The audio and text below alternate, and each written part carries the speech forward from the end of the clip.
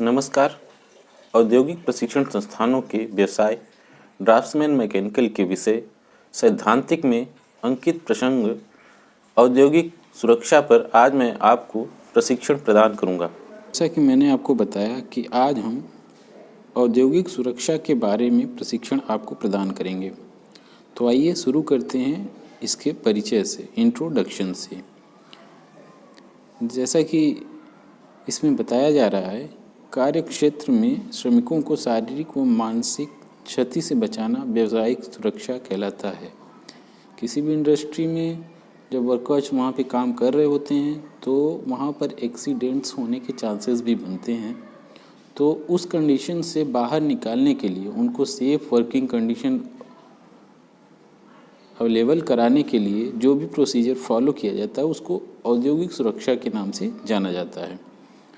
अब हम जानते हैं कि विश्व स्वास्थ्य संगठन, जिसको WHO कहते हैं, यानी कि अगर फुल फॉर्म करें तो वर्ल्ड हेल्थ ऑर्गेनाइजेशन के अनुसार, और अंतर्राष्ट्रीय श्रम संगठन यानी इंटरनेशनल लेबर ऑर्गेनाइजेशन की संयुक्त समिति के अनुसार क्या परिभाषा दी गई है औद्योगिक सुरक्षा के बारे में। तो इसके अनुसार बताया जा रहा है कि व्यावसायिक स्वास्थ्य सभी व्यवसायों में श्रमिकों के शारीरिक, मानसिक और सामाजिक कल्याण के सर्वोच्च स्तर को देखभाल तथा संवर्धन करना, कार्य स्थितियों के कारण उत्पन्न स्वास्थ्य बाधाओं को रोकना और व्यवसाय में कार्यरत कर्मचारियों की सुरक्षा करना और उन्हें स्वास्थ्यप्रद कार्य वातावरण प्रदान करना है। ये क्लियर WHO और ILO ने मिल करके डेफिनेशन दिया है औद्योगिक सुरक्षा के बारे में। औद्योगिक सुरक्षा के परिचय जानने के बाद अब हम व्यावसायिक स्वास्थ्य सेवाओं के उद्देश्य के बारे में जानेंगे। तो WHO, जिसे वर्ल्ड हेल्थ ऑर्गेनाइजेशन कहा जाता है, उनके अनुसार व्यावसायिक स्वास्थ्य सेवाओं का क्या उद्देश्य होता है। जो औद्योगिक सुरक्षा की बात की जा रही है वो औद्योगिक सुरक्षा आखिर क्यों जरूरी है, आखिर उनका उद्देश्य क्या है। तो WHO वर्ल्ड हेल्थ ऑर्गेनाइजेशन के अनुसार 3 उद्देश्य होते हैं। जो पहला उद्देश्य है वो ये है कि सभी व्यवसायों में कर्मचारियों के शारीरिक, मानसिक और सामाजिक स्वास्थ्य का उत्थान और अनुसरण करना है। यानी जितने भी व्यवसाय हैं उसमें जो भी कर्मचारी लगे हुए हैं उनके शारीरिक रूप से या मानसिक रूप से या सामाजिक रूप से उनका जो स्वास्थ्य है उसका या तो उत्थान किया जाए या तो अभी तत्काल में है कम से कम वैसा ही मेंटेन रखा जाए, उससे डिग्रेड ना हो, अपग्रेड हो। दूसरा उद्देश्य ये है कि कार्यस्थल पर पाई जाने वाली स्थितियों के कारण होने वाले कर्मचारियों के स्वास्थ्य विचलन की रोकथाम। अब जो हमारा कार्यस्थल है, जहाँ पर कर्मचारी काम कर रहे हैं, वहाँ पे बहुत सारी ऐसी स्थितियाँ होती हैं जिसके कारण कर्मचारियों के स्वास्थ्य में विचलन, मतलब उतार चढ़ाव हो सकता है। तो WHO का ये उद्देश्य भी है कि जो कार्यस्थल पर स्थितियाँ हैं उन स्थितियों को इस तरीके से मैनेज किया जाए कि कर्मचारियों के स्वास्थ्य का विचलन रोका जा सके। और तीसरा जो उद्देश्य है वो ये है कि कार्य अथवा रोजगार के कारण होने वाली स्वास्थ्य हानियों से सुरक्षा मिल जाए। ये 3 उद्देश्य होते हैं। अब हम जानेंगे कि व्यावसायिक सुरक्षा का महत्व क्या है, क्यों जरूरी होता है व्यावसायिक सुरक्षा। तो व्यावसायिक वातावरण में विभिन्न प्रकार की क्रियाएं निहित होती हैं। विभिन्न प्रकार की क्रियाओं से मतलब ये है कि एक दूसरे से संबंधित होते हैं और भिन्न भिन्न प्रकार के कार्य करते हैं, चाहे मशीन हो, कर्मचारी हो या फिर मैनेजमेंट का तबका हो। तो इनमें कर्मचारी भौतिक, रासायनिक और जैविक कारकों के मध्य संबंध और मशीनों और व्यक्तियों की क्रियाओं तथा कर्मचारियों प्रबंधन के मध्य अंतःक्रियाएं शामिल हैं। ठीक है, ये जो विभिन्न प्रकार की क्रियाओं की बात की जा रही है वो यही हैं, या तो कर्मचारी और प्रबंधन यानी मैनेजमेंट, मशीन और व्यक्ति की क्रियाओं, और जैविक कर्मचारी और भौतिक, रासायनिक, जैविक कारकों के मध्य ये तीनों संबंध जो हैं अंतःक्रियाएं होती हैं।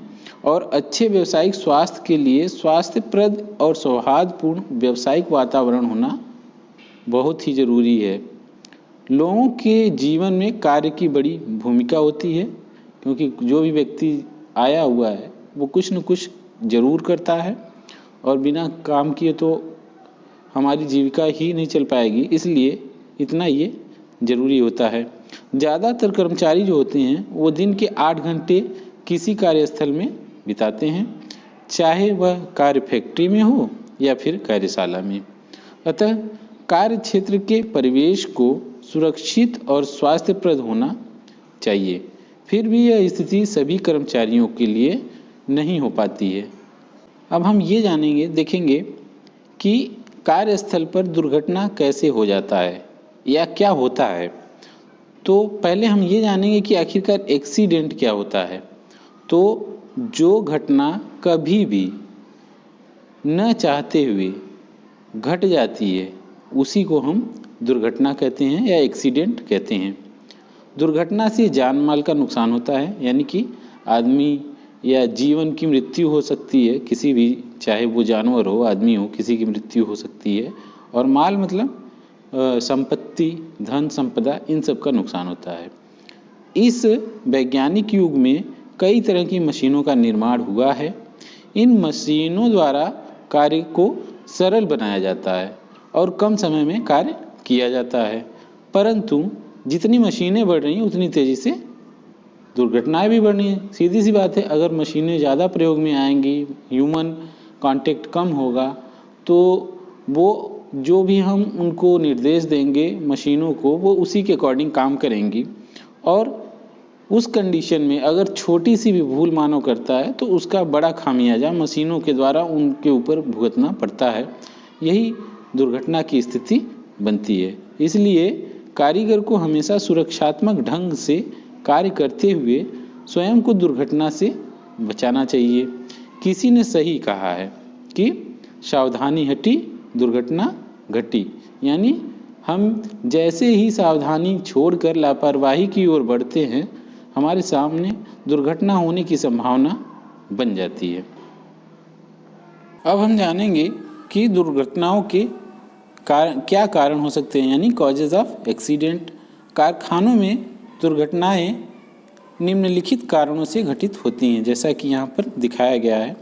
पहला है जड़ता, या अंग्रेजी में उसको इग्नोरेंस बोलते हैं। इग्नोर करने का मतलब होता है कि देखते हुए भी किसी चीज़ को अनदेखा करना, इग्नोरेंस। यानी कि हम देख रहे हैं कि हमारे साथ कुछ हो सकता है, अगर ऐसा नहीं करेंगे तो एक्सीडेंट हो सकता है। हम देख रहे हैं कि छोटी सी तीली जल रही है, अगर उसको हम नहीं बुझाएंगे तो आग का रूप ले सकती है, और हम इग्नोर करते हैं कि हमें क्या लेना। तो उस कंडीशन में दुर्घटना होने की चांसेस बनती हैं। और दूसरा होता है उत्सुकता या क्यूरियोसिटी या उत्सुकता का मतलब ये होता है कि जब हम किसी भी चीज़ को लेकर के जल्दीबाजी करते हैं, उत्सुक होते हैं कि ये कैसे काम करता है या फिर ये कैसे वर्किंग होता है, या फिर हम उसका पूरा अध्ययन किए बगैर, या एक सिंपल सा एग्जाम्पल लें अगर, तो जैसे हम कार ड्राइव नहीं करना आता हमें प्रॉपर, बट कार हमारे पास होने के कंडीशन में हम सोचते हैं कि कैसे उसको हम ड्राइव कर सकते हैं। तो उस कंडीशन में हमारे अंदर उत्सुकता, क्यूरियोसिटी की ज़्यादा होने की वजह से एक्सीडेंट को वो जन्म दे सकता है। और ऐसे ही तीसरा कारण होता है ओवर कॉन्फिडेंस या आत्मविश्वास। आत्मविश्वास का मतलब ये है कि हम ट्रेनिंग लिए हुए हैं किसी भी काम को करने का, बट हम ओवर कॉन्फिडेंस में हैं कि नहीं, हम एक्सपर्ट हो चुके हैं। उस कंडीशन में भी एक्सीडेंट्स होने के चांसेस बढ़ जाते हैं। या फिर एक कारण होता है रुचि की कमी, लैक ऑफ इंटरेस्ट। किसी भी काम को हम कर रहे हैं, कहीं किसी कार्यशाला में काम कर रहे हैं और हमारा उस काम में मन नहीं लग रहा है, तो उस कंडीशन में भी दुर्घटना होने की चांसेस बढ़ जाते हैं। और पांचवा कारण है इनडिसिप्लिन या अनुशासनहीनता। जो भी रूल रेगुलेशन बनाए गए हैं, जो भी स्टैंडर्ड काम करने के तरीके बनाए गए हैं, और हम उसको नहीं फॉलो करते हैं, तो ये सारी चीज़ें अनुशासनहीनता में आती हैं और ये बहुत बड़ा कारण बनती हैं एक्सीडेंट के।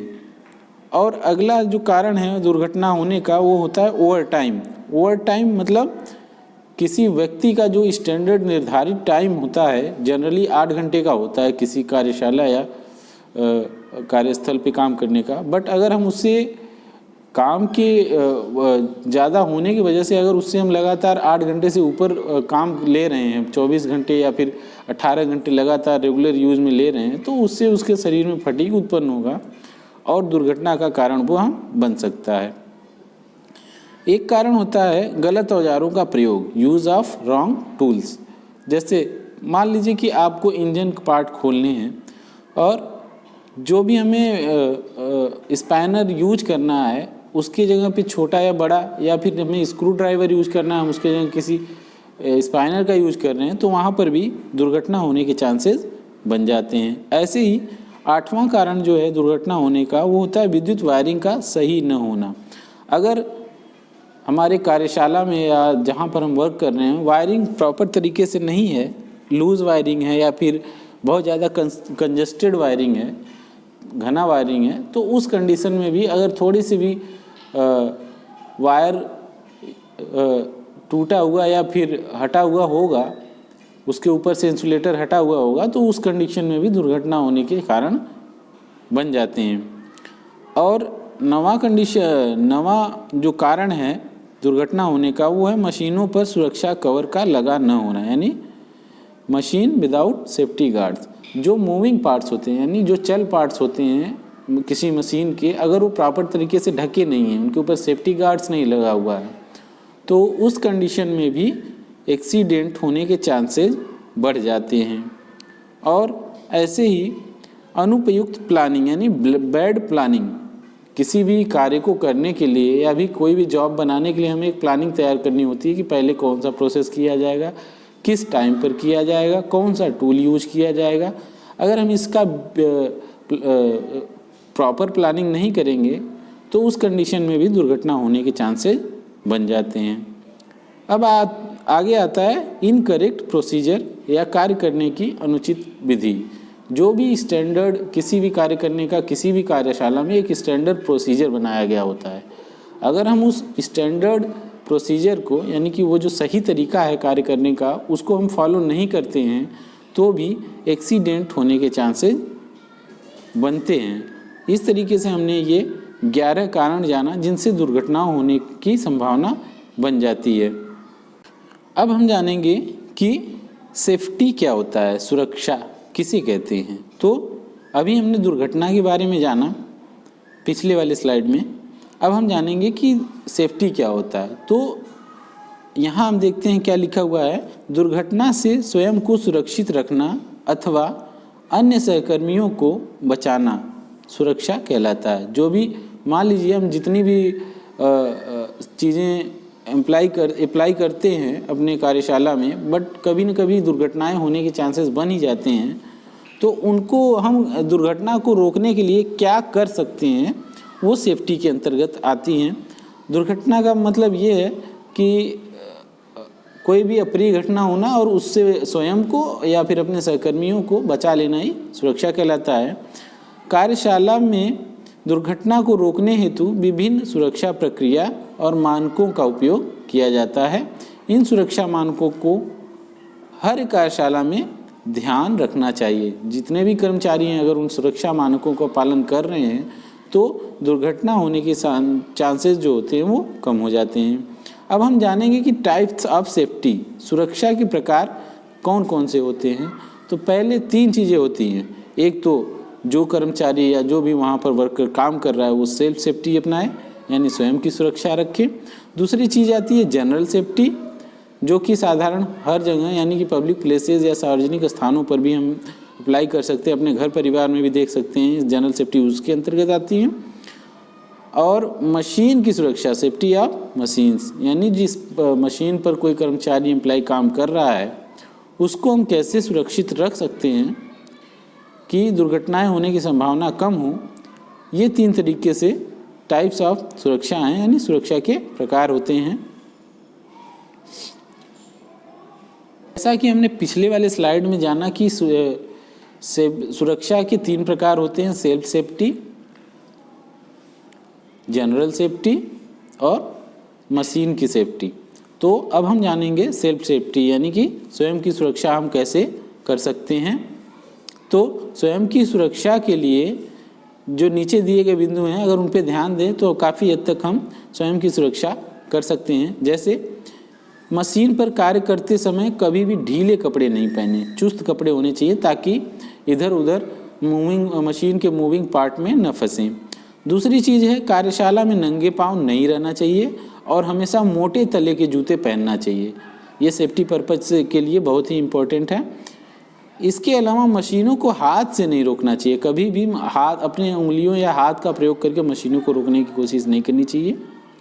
अगली चीज़ है कि मशीन पर काम करें, उस पर रोशनी की व्यवस्था पूरी होनी चाहिए, यानी कि अंधेरे में काम न करें, उजाला हो तभी काम करें या फिर उजाले की व्यवस्था करके तभी किसी मशीन पे काम करें। अगला है, आँखों की सुरक्षा हेतु हमें चश्मा का प्रयोग करना चाहिए। गॉगल्स होते हैं, सेफ्टी गॉगल्स, उनका यूज करना चाहिए। और अगला है, जिस मशीन का ज्ञान न हो उसे नहीं चलाना चाहिए। अगर हम किसी मशीन को ऑपरेट करना नहीं जानते हैं कि वो कैसे चलती है तो उस पर हमें काम नहीं चलना चाहिए, क्योंकि जानकारी हमें न होने की वजह से वो हम कुछ का कुछ कर बैठेंगे और वो एक्सीडेंट को लीड करेगा। अगला है, मशीन द्वारा कटे हुए बुरादे को हाथ से नहीं छूना चाहिए। कटे हुए बुरादे मतलब चिप्स जो होते हैं, लोहे के चिप्स होते हैं, अगर हम उसको हाथ से हटाएंगे तो वो इतने तीखे होते हैं कि वो हमारे हाथ को कट कर सकते हैं। अगला है, अधिक लंबे बाल नहीं होने चाहिए। अगर बाल लंबे हैं और मशीन पर हम काम कर रहे हैं और बाई चांस वो खासकर ये लेडीज़ एम्प्लॉइज़ के साथ होता है कि अगर वो मशीन पे काम करते हैं, उनके बाल लंबे होते हैं, तो उस कंडीशन में क्या होता है कि वो बाल अगर किसी मशीन के मूविंग पार्ट में चला गया तो वो हमें अंदर की तरफ खींच सकता है। इसलिए कोशिश ये होनी चाहिए कि जब भी हम मशीन पे काम करें तो हमारे बाल लंबे ना हों, या फिर बाल अगर लंबे हैं तो उनको अच्छे से कवर करके रखना चाहिए। अगला पॉइंट है, मशीनों पर कार्य करते समय टाई, मफलर, अंगूठी, कड़ा इत्यादि नहीं होनी चाहिए। ये तो हमने जाना कि स्वयं की सुरक्षा कैसे कर सकते हैं। अब हम जानते हैं कि साधारण सुरक्षा या जनरल सेफ्टी क्या होता है। कार्यशाला में साधारणतया निम्नलिखित सुरक्षा सावधानियां रखनी चाहिए। ये वो साधारण सुरक्षा हैं जो कि एक नॉर्मल व्यक्ति को भी कहीं पर अगर जा रहा है तो उसको इन सब चीज़ों का ध्यान रखना चाहिए। पहला है, कार्यशाला में धूम्रपान नहीं करना चाहिए, सिगरेट, बीड़ी, तंबाकू ये सब चीज़ों से बचना चाहिए। और दूसरा है, कार्यशाला में भारी वस्तु को पूरी सावधानी से उठाना चाहिए। तीसरा है, कार्यशाला में ज्वलनशील पदार्थ को उचित स्थान पर रखना चाहिए। जो भी फ्लेमेबल ऑब्जेक्ट्स हैं उनको कार्यशाला में एक निश्चित स्थान उनका होना चाहिए और वो चीज़ें वहीं पर होनी चाहिए। जो 5S का सेट इन ऑर्डर होता है वो यहाँ पर अप्लाई हो जाता है। और कार्यशाला में बिजली के नंगे तार नहीं होने चाहिए। नंगे तार जो होते हैं वो एक्सीडेंट को लीड करते हैं, तो ये साधारण सुरक्षा के अंतर्गत आता है। अगला है कि भारी कार्य करते समय हेलमेट का प्रयोग अवश्य करना चाहिए। और अगर कार्यशाला में रोशनी की उचित व्यवस्था नहीं है तो वहाँ कार्यशाला में रोशनी की उचित व्यवस्था करनी चाहिए। कार्यशाला का जो फर्श है वो साफ़ सुथरा होना चाहिए। तेल, ग्रीस या फिर चिप्स वगैरह नहीं गिरे होने चाहिए। कार्यशाला में कार्य करते समय एक निश्चित ड्रेस हमें पहननी चाहिए जो वहाँ वर्किंग कंडीशन के हिसाब से डिज़ाइन किया गया होता है ताकि एक्सीडेंट को लीड होने से रोका जा सके। अगला है, कार्यशाला में आग बुझाने का संयंत्र हमेशा रखा जाना चाहिए, जिन्हें फायर एक्सटिंग्विशर्स कहते हैं।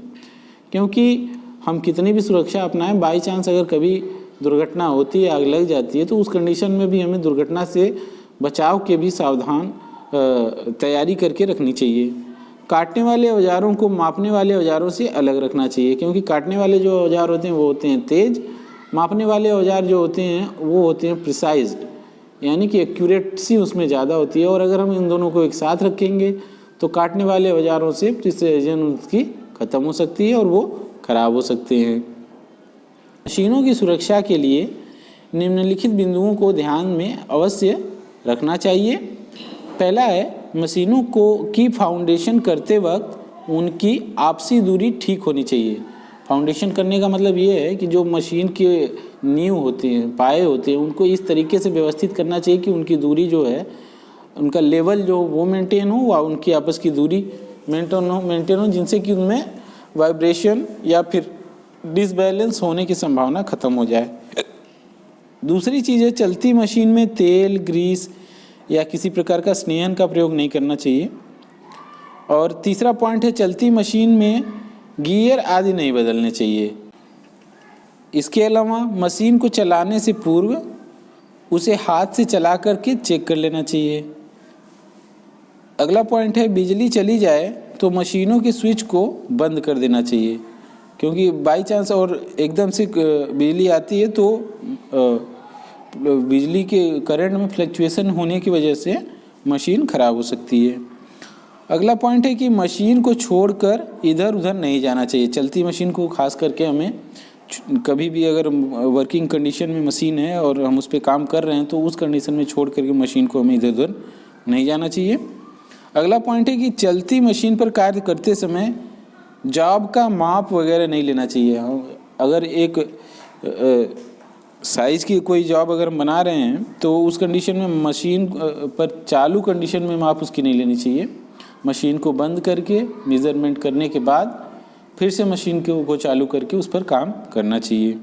अगला पॉइंट है कि मशीन को कभी भी हाथ से नहीं रोकना चाहिए। हाथ से रोकने के कारण एक्सीडेंट हो सकता है, उंगलियां कट सकती हैं, इसलिए इस चीज़ का विशेष ध्यान रखना चाहिए। कभी भी चलती मशीन को हाथ से नहीं रोकना चाहिए। इसके अलावा मशीन पर कार्य करते समय हंसी मजाक या किसी से बातें नहीं करनी चाहिए। ये थोड़ी सी लापरवाही जो है बड़ा एक्सीडेंट को लीड कर सकता है।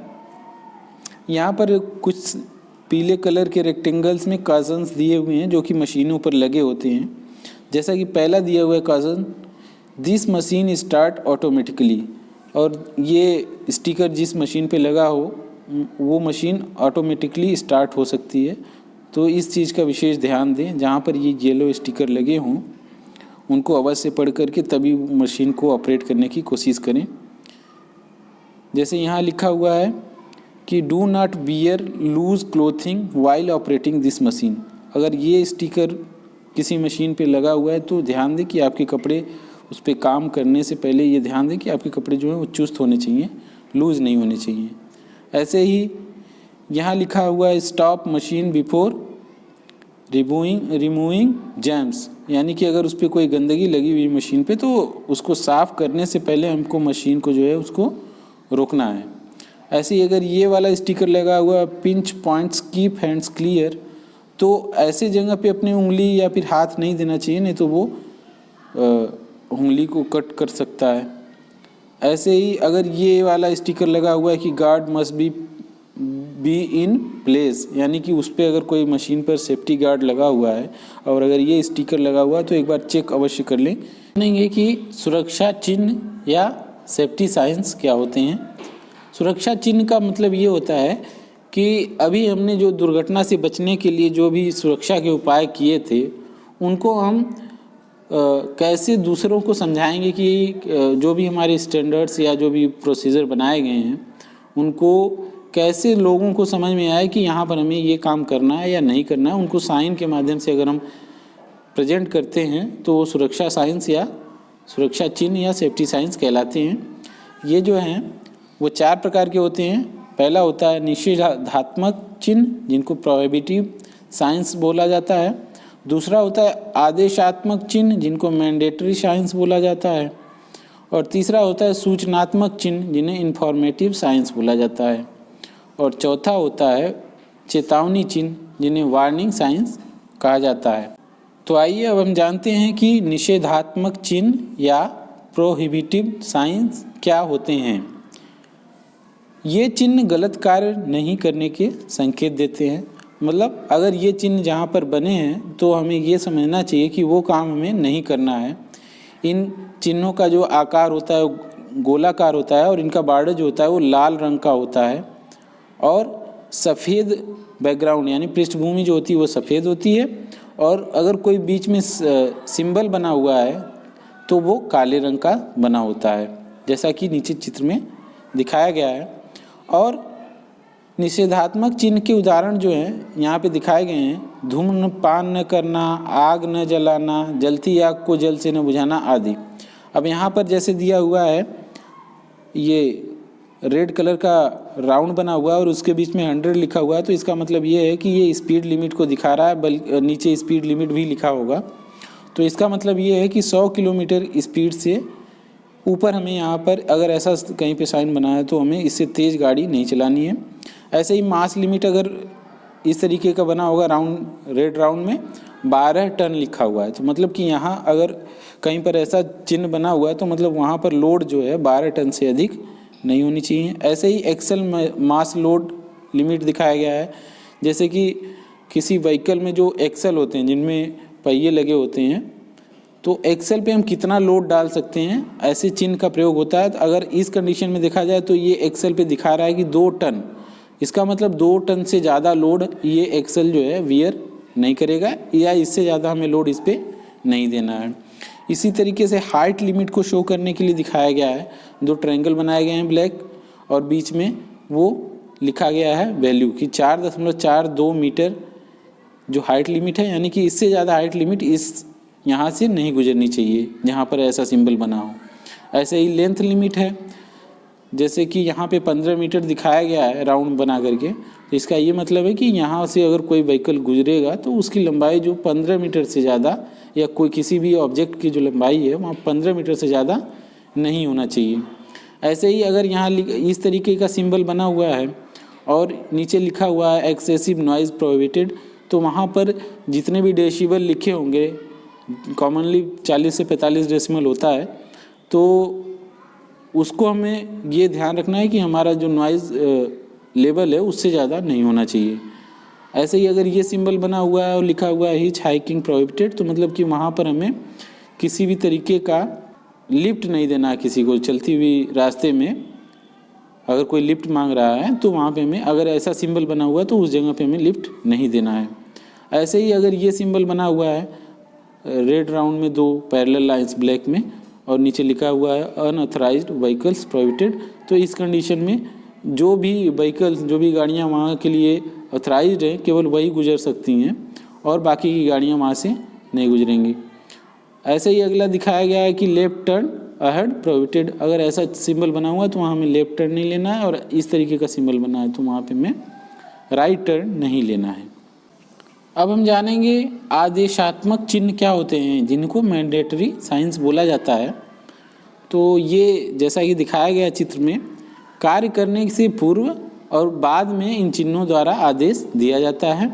इनका आकार जो होता है वो भी गोलाकार होता है, लेकिन इनकी जो पृष्ठभूमि यानी बैकग्राउंड होता है वो नीले कलर का होता है, जिसके ऊपर सफ़ेद रंग का चिन्ह बना होता है। जैसे कि दस्ताने, टोपी, चश्मा, सुरक्षा पेटी आदि पहनने का आग्रह करते हैं ये सारे चिन्ह। तो जैसे यहाँ पे दिखाया गया पहले, hard hats must be Warne, यानी कि इस एरिया में हमें कठोर हैट जो होते हैं उनका यूज करना है। Year protection must be Warne, मतलब यहाँ हमें ईयर प्लग्स यूज करना है। रेस्पिरेटर मस्ट बी वॉर्न, यहाँ पर हमें रेस्पिरेटर का प्रयोग करना है। ऐसे ही dust mask must be worn, तो इस जगह पे हमें डस्ट मास्क का यूज करना है। अगर इस तरीके का चिन्ह बना हुआ है और लिखा हुआ वियर आई प्रोटेक्शन, तो हमें सेफ्टी गॉगल्स का प्रयोग करना है। ऐसे ही इस कंडीशन में यूज़ फुट ब्रिज, मतलब कि ये साधारणतः हाईवेज़ पर बने होते हैं और बीच में अगर क्रॉस करना है हमें हाईवे, तो अगर ब्रिज बने हुए हैं तो हमें उस ब्रिज का प्रयोग करना चाहिए, डायरेक्टली क्रॉस नहीं करना चाहिए रोड। इसी तरीके से अगर कहीं पर ग्रिल लगा हुआ है और इस तरीके का साइन बना हुआ है तो इसका मतलब हमें उस ग्रिल का प्रयोग करना है। और अगर ऐसा चिन्ह बना हुआ है तो वहाँ पे हमें ये ध्यान रखना है कि हमें वहाँ पे सेफ्टी बेल्ट का प्रयोग करना है। सेफ्टी शूज़ के लिए 2 चिन्ह होते हैं, जैसा कि चित्र में दिखाया गया है, या सिंगल सेफ्टी शूज़ दिखाया गया हो या डबल सेफ्टी शूज़। इन दोनों का मतलब ये होता है कि हमें वहाँ पर सेफ्टी शूज़ का प्रयोग अनिवार्य रूप से करना है। अब हम तीसरा सूचनात्मक चिन्ह का अध्ययन करेंगे। इनको इन्फॉर्मेटिव साइंस बोलते हैं। इन चिन्हों द्वारा निम्नलिखित जानकारी दी जाती है। इनका आकार जो होता है वो वर्गाकार होता है। इनका जो बैकग्राउंड यानी पृष्ठभूमि जो होता है वो हरे रंग का होता है, और जो भी चिन्ह बने होते हैं वो सफ़ेद रंग के बनाए जाते हैं। उदाहरण के तौर पर जैसे प्राथमिक चिकित्सा दल या पेयजल की व्यवस्था या पुरुष महिला प्रसाधन, जैसे यहाँ पर कुछ एग्जाम्पल दिए हुए हैं। जैसे अगर ये प्लस का साइन बना है तो ये हॉस्पिटल को शो करता है। इस तरीके का चिन्ह है तो ये पेट्रोल पंप को शो करता है। अब हम जानेंगे चेतावनी चिन्ह यानी वार्निंग साइंस के बारे में। ये क्या होते हैं? इन चिन्हों द्वारा आने वाले खतरे की चेतावनी दी जाती है, जैसे बिजली के झटके, आग का भय आदि। इनका आकार जो होता है त्रिकोण होता है और इनकी जो पृष्ठभूमि, जो बैकग्राउंड बना होता है वो पीले रंग का होता है और जो भी संकेत या बॉर्डर बना होता है वो काले रंग का बना होता है। जैसा कि पहला सिंबल दिखाया गया है, ट्रायंगल के अंदर एक क्वेश्चन मार्क की तरह चिन्ह बना हुआ है, तो इसका मतलब ये जनरल वार्निंग के लिए दिखाया गया है। अगर ऐसा चिन्ह कहीं पर दिखा हुआ मिलता है तो इसका मतलब ये है कि हमें वहाँ पे सावधान हो जाना चाहिए, दुर्घटना के चांसेस वहाँ बनते हैं। अगर ट्रायंगल के अंदर क्रॉस का चिन्ह बना है तो वो इरिटेंट को दिखाता है। इरिटेंट का मतलब कि अगर उस एरिया में हम ज़्यादा देर रुकते हैं तो हमें इरिटेशन हो सकता है। आज की पाठ्यचर्या का सारांश इस प्रकार है कि सबसे पहले हमने औद्योगिक सुरक्षा के परिचय के बारे में जाना, फिर हमने ये जाना कि व्यावसायिक स्वास्थ्य सेवाओं के क्या उद्देश्य होते हैं। उसके बाद हमने जाना कि व्यावसायिक सुरक्षा का क्या महत्व होता है।